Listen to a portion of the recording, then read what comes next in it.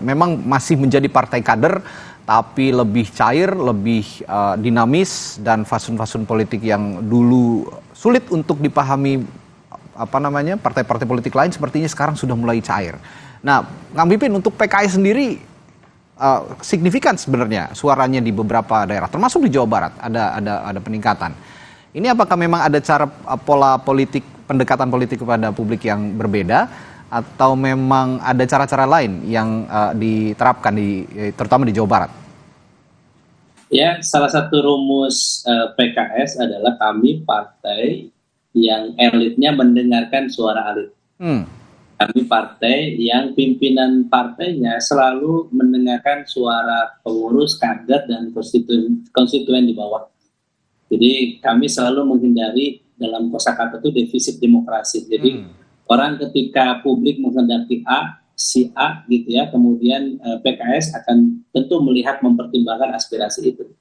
Sehingga inilah yang selalu menggerakkan. Kami apresiasi, selalu respect terhadap masukan, saran dari bawah. Sehingga dalam pilkada kami tentu akan mendengar bagaimana dari DPR tingkat ranting, kemudian tingkat cabang, tingkat daerah, kabupaten, sampai tingkat wilayah. Tapi akan dengarkan suara-suara mereka, sehingga apa? Mereka merasa memiliki terhadap keputusan yang diambil oleh pimpinan partai. Jadi meskipun SK, siapa calon gubernur, siapa calon wakil gubernur itu ditentukan oleh pusat, tetapi kami akan selalu mendengarkan itu. Itulah yang membuat tiga hal yang selalu yang dimiliki oleh mesin partai politik adalah, satu adalah militansi kader, dimanapun, wabil khusus di Jawa Barat, kami memecahkan bagaimana dulu waktu Kang Aher dan Kang Deddy Yusuf, dulu orang melihatnya sebelah mata, tetapi kami membuktikan bahwa kekuatan Kang Aher dan Kang Deddy Yusuf waktu itu melihat bisa menang. Tetapi kemudian satu periode kemudian Kang Deddy Yusuf mungkin merasa, oh ada kontribusi saya, waktu itu lawan juga Kang Deddy Yusuf melawan Kang Aher. Kang Aher punya Kang Deddy Mizwar waktu itu. Tetapi alhamdulillah kami juga diberikan amanah. Nah, kemarin terakhir kita melihat ketika lawan ada Ajat Sudrajat dan Ahmad Syaihu melawan Kang Emil, kemudian Kang Deddy Mulyadi dan juga Kang Deddy Mizwar. Di situ kan waktu itu kami di bawah elektabilitas, tapi kami bisa menjadi runner up. Nah, disitulah menurut kami adalah kerja-kerja dari mesin partai, di mana di situ saya katakan militansi kader, soliditas struktur, dan amal jama'i, yaitu kerja bersama di antara semua lapisan pemenangan bisa bekerja, dan dengan siapapun insya Allah kami bisa bekerja. Karena apa? Dasarnya adalah kami punya tujuan bagaimana caranya kami bisa terus berkhidmat maksimal kepada masyarakat, menyelesaikan persoalan-persoalan yang dihadapi oleh masyarakat kita. Apa sih yang dihadapi oleh masyarakat Jawa Barat saat ini? Pengangguran semakin meningkat, kemiskinan juga semakin meningkat, harga-harga semakin meningkat, fenomena misalnya di beberapa daerah di Jawa Barat, terutama di kawasan industri misalnya, banyak saat ini perusahaan bangkrut, tutup, kemudian kalau mau masuk kerja di situ harus bayar, dan kalau setelah bayar hanya pegawai kontrak saja, honornya tidak jelas. Itu salah satu fenomena-fenomena yang terjadi di Jawa Barat yang perlu ada kepemimpinan yang kuat ke depan yang bisa menyelesaikan persoalan di Jawa Barat. Oke, Kang Pipin bicara panjang lebar soal kriteria kepemimpinan. Saya langsung aja deh tanya mumpung ada orangnya. Kalau Kang Bima gimana menurut Kang Pipin dan menurut PKS? Ya tentu ya, kalau kita melihat bagaimana Kang Bima di Kota Bogor kemudian beliau memang sosok yang bisa berkomunikasi dengan elit dan juga bisa berkomunikasi dengan elit, tentu itu salah satu kelebihan yang dimiliki oleh Kang Bima. Tentu makanya komunikasi PKS dengan Kang Bima juga baik ya, yang kami ketahui di Jawa Barat ya, di Bogor juga baik, dan itu menurut saya memang mungkin salah satu poin, salah satu model Kang Bima. Tetapi sekali lagi kami tentu akan melihat juga tidak hanya Kota Bogor, tapi juga kita akan melihat mana yang diterima oleh seluruh masyarakat di Jawa Barat. Nah, poin memang tadi capacity to win, capacity to govern yang kami akan cari adalah tadi bagaimana sosok ini memang bisa dijual, bisa diterima oleh masyarakat ya. dan memudahkan kami mesin partai PKS kader-kader untuk bisa mensosialisasikan door to door kepada masyarakat. Yang kedua, tadi saya kira kita butuh ke depan itu bukan hanya sosok yang populer, tetapi memang bisa terbukti untuk memberikan pembangunan yang terbaik buat masyarakat, bisa menyelesaikan persoalan yang dirasakan oleh masyarakat. Nah, sekali lagi mungkin kalau untuk Jawa Barat, memang kita harus meminimalisir tokoh yang kontroversial.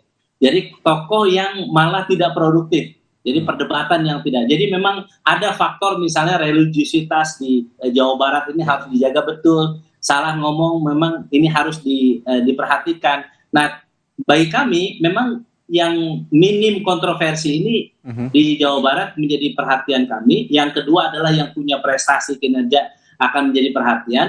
Dan yang ketiga memang juga akan melihat sosok dan tokoh yang memang punya diterima oleh masyarakat dan oleh karangan elit partai politik. Oke. Selanjutnya saya ke Prof. Karim. Wabil khusus kita pengen nanyakan juga nih soal PKS, performanya di Jawa Barat dari skala nasional ke Jawa Barat dan perubahan pola pergerakan PKS saat ini. Kalau menurut Prof. Karim, PKS punya karakter yang tetap atau ada pola perubahan approaching politik di Jawa Barat maupun di tingkat nasional, Prof. Karim? Menurut saya nilai dasarnya tetap ya, pola-pola dasarnya tetap. Kemudian terbukti kemarin raihan suara terbanyak, bahkan di Bandung 1, kader PKS itu mendapat juara 1 ya dari perolehan suara dari yang lolos ke DPR RI. Kemudian pola-pola hubungan dengan konstituen, dengan kader-kadernya tidak berubah. Jadi sebenarnya kalau sekedar untuk menggerakkan mesin partai dan konstituen kader-kadernya nggak usah ada kampanye lah. Karena saya lihat satu-satunya partai yang bisa menyuruh Samina Watona bagi ya simpatisannya hanya PKS. Nah, tetapi masalahnya kan begini, Jawa Barat itu dengan jumlah pemilih yang sangat besar, tentu saja PKS tidak bisa mengandalkan cara-cara yang biasa seperti itu, sebab harus menggait juga dukungan dari luar PKS. Nah, ini bisa ditempuh dengan memadukan calon yang diusung PKS dalam pola koalisinya, atau misalnya bisa juga menggunakan cara yang lain dalam pengertian yang tidak bertentangan dengan pola dasarnya. Tapi apapun itu gitu ya, saya setuju Jawa Barat punya masalah-masalah konvensional seperti daerah lain. Ada pekerjaan, pengangguran, masalah transportasi, dan lain-lain. Tetapi jangan lupa, masalah terbesar di Jawa Barat sesungguhnya adalah Jawa Barat ini belum bergerak, belum berkembang sesuai dengan potensi besarnya. Potensi dengan jumlah penduduk yang sangat besar, letak geografis yang sangat strategis, kemudian kekayaan alam, sumber daya insani yang luar biasa. Nah, karena itu saya setuju kalau tadi Kang Bina bilang, harus bisa membaca tanda-tanda zaman. Harapan saya sebenarnya sederhana dan saya optimis Jawa Barat akan punya gubernur dan wakil gubernur yang sesuai dengan dan bisa memanfaatkan semangat zamannya, karena kita hidup hari ini dan ke depan gitu ya. Jawa Barat memang ada etnis Sunda terbesar, Islam terkuat, tetapi orang-orang Sunda itu sudah sangat Islami, dan Islamnya itu Islam moderat, sehingga ini yang membuat pola hubungan antara Pantura, Priangan Timur, kemudian Jabar Selatan itu berbeda pola orientasi, baik kedekatannya dengan kiai, kedekatannya dengan ulama, kemudian kedekatannya dengan budaya. Nah, ini yang memungkinkan mengapa Jawa Barat ini agak sulit juga diteropong oleh survei. Saya orang yang percaya pada survei, tetapi untuk Jawa Barat, misalnya kita bisa melihat bagaimana Ridwan Kamil menang dengan perkiraan survei yang amat tipis. Kemudian yang paling mengejutkan adalah kemenangan Ahmad Heriawan. Saya ingat betul, 3 hari sebelum pencoblosan, ada lembaga survei nasional yang mengumumkan calon yang berbeda. Tapi itu tumbang hanya 3 hari.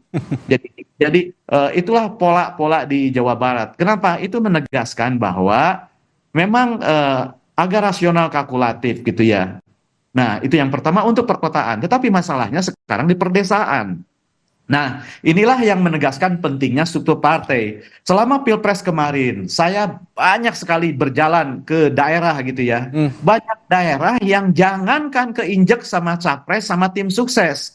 Bahkan ada baliho nyampe juga tidak.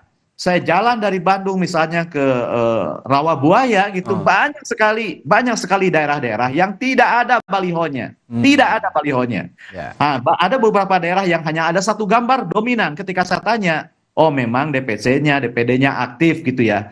Jadi agak sulit untuk menjelajahi wilayah Jawa Barat semuanya.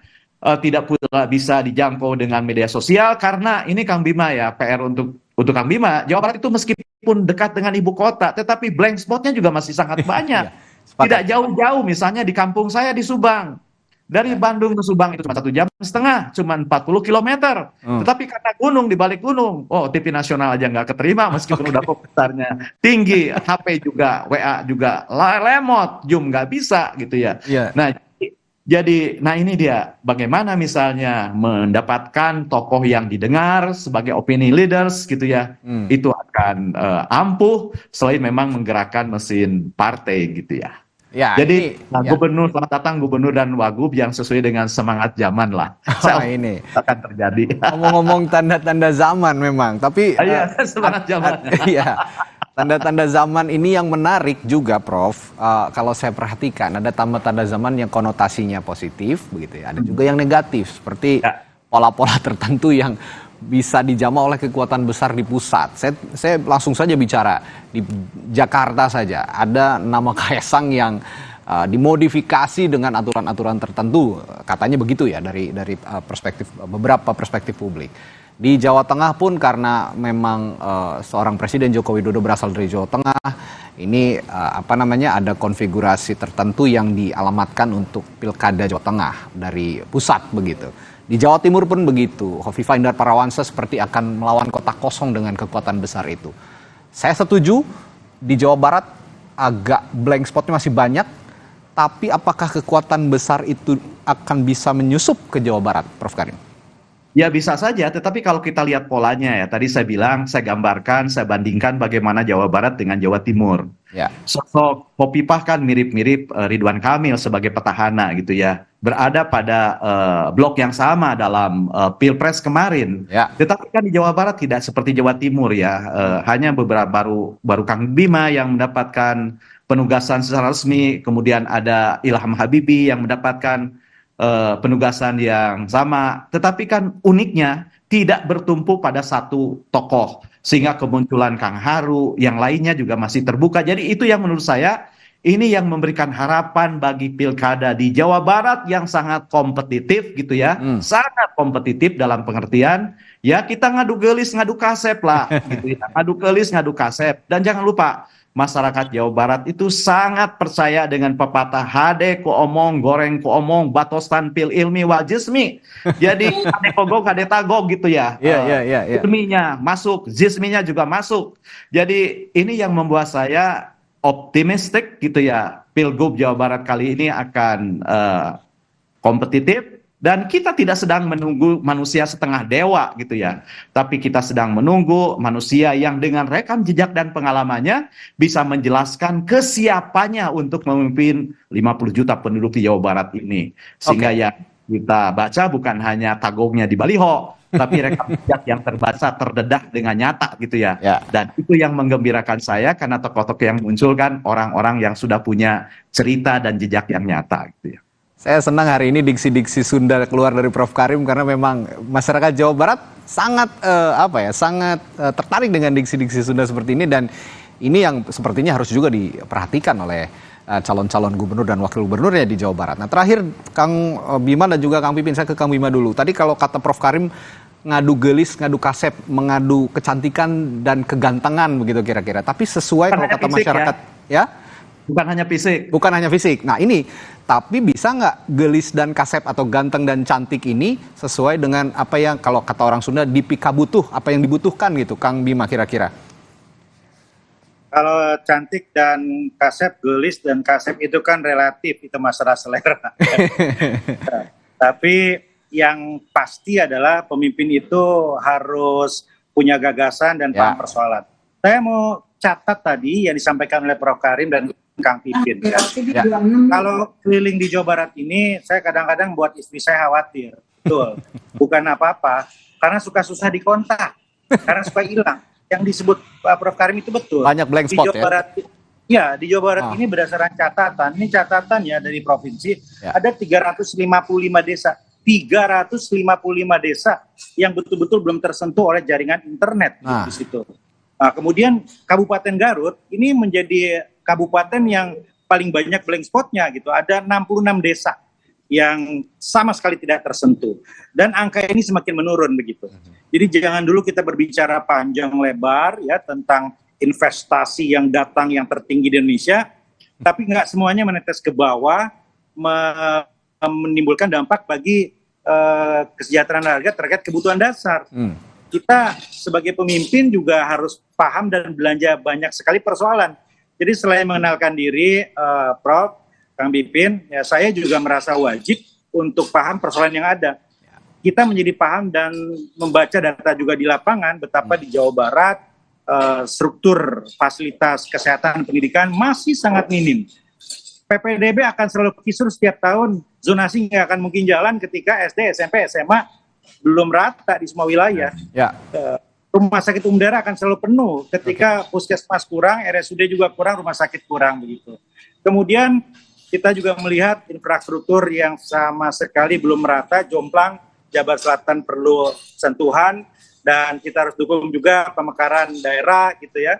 Ada rencana Garut Utara, Sukabumi Selatan dan lain-lain. Jadi ya itu tadi bukan soal gelis dan kasep ya, tetapi juga gagasan-gagasan dan persoalan-persoalan bisa kita pahami sehingga ketika pada saatnya nanti takdir itu datang, maka kita sudah bisa bersama-sama bukan saja belajar cepat tapi juga bisa eksekusi bersama koalisi. Oke, terakhir Kang Pipin sebagai penutup, apa yang ingin Anda sampaikan pagi hari ini soal Jawa Barat? Ya, konsentrasi politik pilkada itu harus memberikan manfaat kepada masyarakat.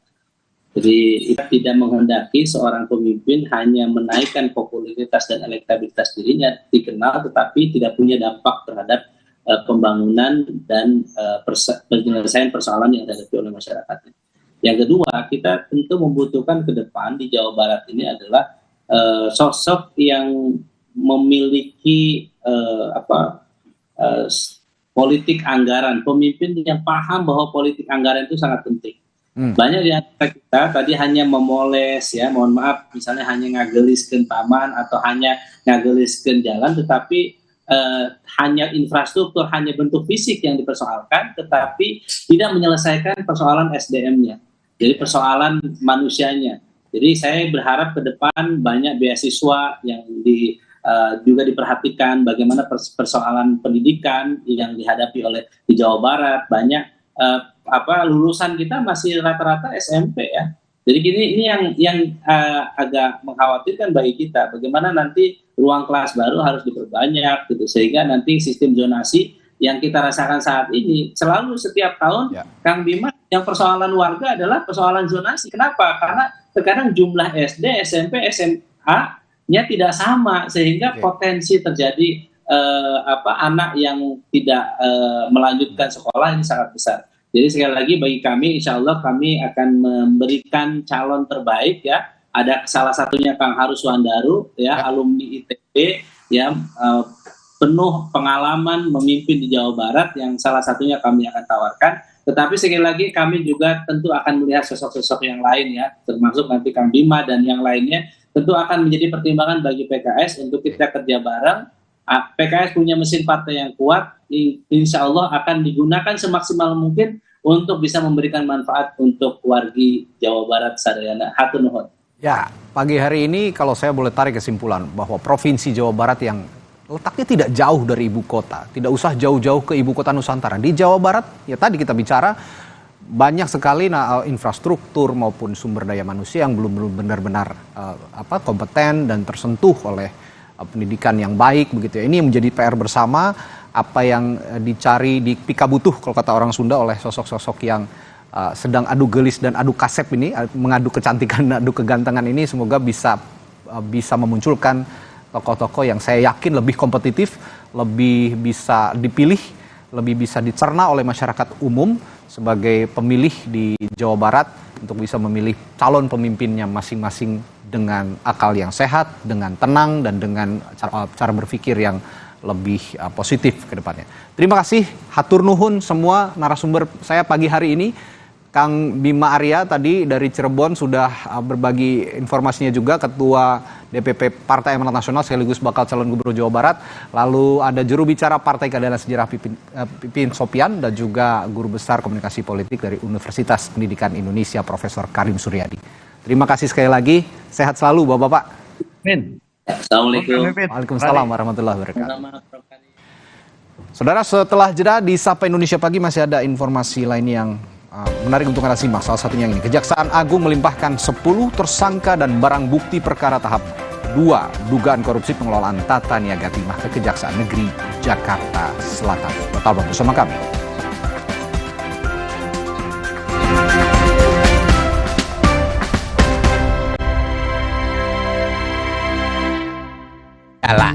Alias mie kocok Sabang. Istimewa food lover, wajib coba kalau ke Sabang ya, Mumtaz. Olahan mie iris ini warga Bantul menyebutnya dengan sebutan mie des alias mie pedes. Gurih banget, kuahnya lumayan gurih, terus ditambahin sambal gini jadi enak banget ya. Dia kan pakai moza yang di burn gitu ya, di toast gitu kan.